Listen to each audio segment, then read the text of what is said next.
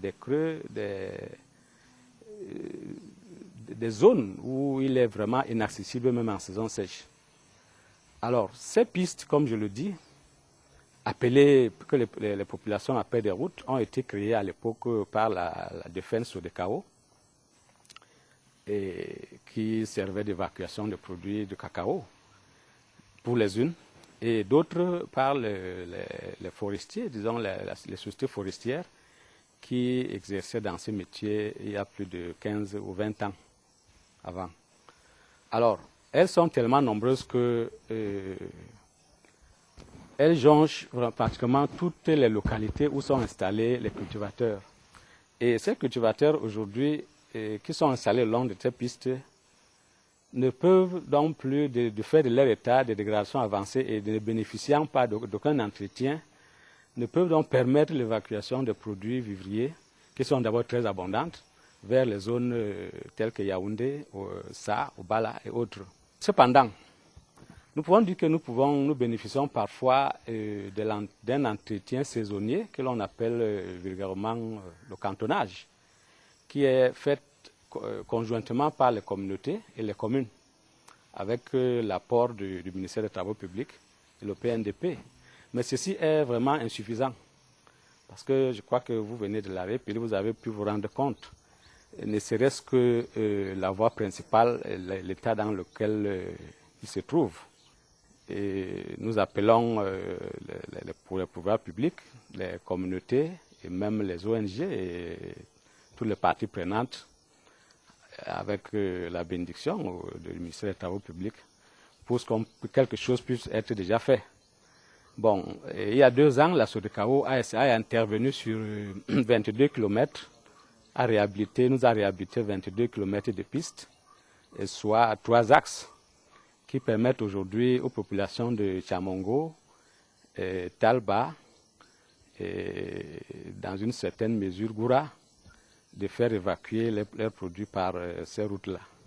Mais je peux dire que ce n'est pas un coup de pied dans l'eau, mais ce que nous disons, c'est que beaucoup de choses puissent être faites avec la décentralisation qui arrive, que le ministère public puisse dégager au niveau de la décentralisation des moyens et à mettre à la mairie, à la communauté, à la collectivité publique, puisque avec les populations, que nous puissions ensemble pouvoir un entretien, ne serait-ce que partiel de ces pistes-là.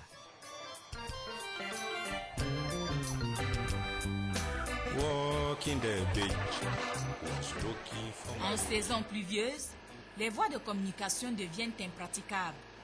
Là précisément, nous sommes à Talba. Talba, en fait, c'est un axe qui relie Mbangasina à plus loin, à Ngoro, ou encore de l'autre côté à Yoko. Donc c'est un axe principal. Ça doit être une route prioritaire qui relie 2 grandes villes. Hein? Alors ici, nous vivons un phénomène. C'est que le jour qu'il pleut, il n'y a pas de circulation. Et si par malheur, on venait avoir une pluie qui dure 2-3 jours, ça veut dire que nous sommes complètement coupés. On a la chance seulement aujourd'hui que depuis hier, il fait chaud et c'est pour cela que ça passe. Néanmoins, vous voyez les traces, c'est une situation invivable ici lorsqu'il pleut. C'est vraiment un calvaire.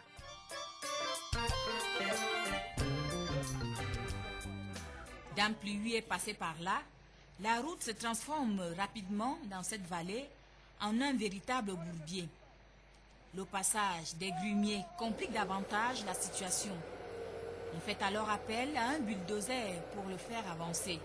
Idem pour les autres véhicules ayant à leur bord des produits manufacturés, des vivres et des revendeurs qui expriment leur ras-le-bol. Je suis commerçant en Bangassina.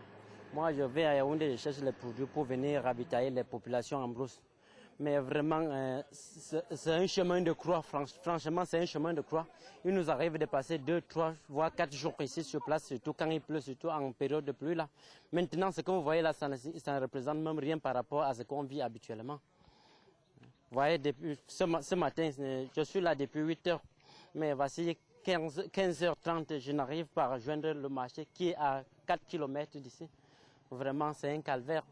Bon, on espère qu'avec toutes les richesses qui sortent d'ici, quoi que nous sortons au moins 7000 tonnes de cacao par an, Et il y a de quoi le gouvernement peut nous aider à refaufiler ces routes pour nous permettre de jouir de nos produits.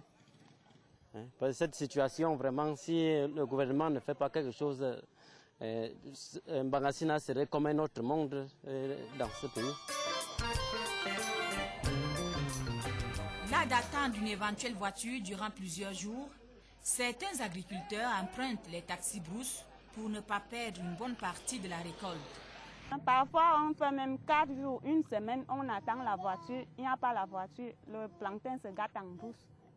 Le transport coûte trop cher ici, mais on a un peu de bénéfices. Avec le problème du pont là, ça nous dérange ici pour les voitures. Pour arriver en ville, moi je paye même 25 000 avec mes plantains, la mandarine, suivant la marchandise. Pour se rendre dans les principaux marchés de l'arrondissement, la moto est devenue un moyen incontournable au regard de l'état des routes. Je souffre en brousse. J'ai porté le plantain sur les motos, 4 régimes à 1500. Je viens venir au niveau des marchés Passara, Talba. Et si j'ai peut-être même 200 régimes, peut-être je vais dormir 2 jours pour que les motos transportent. Hier soir, j'ai amené la 4x4. La route est impraticable. La 4x4 dit que ne m'appelle plus, tu es sorcière. Et je vais faire comment? Voilà les motos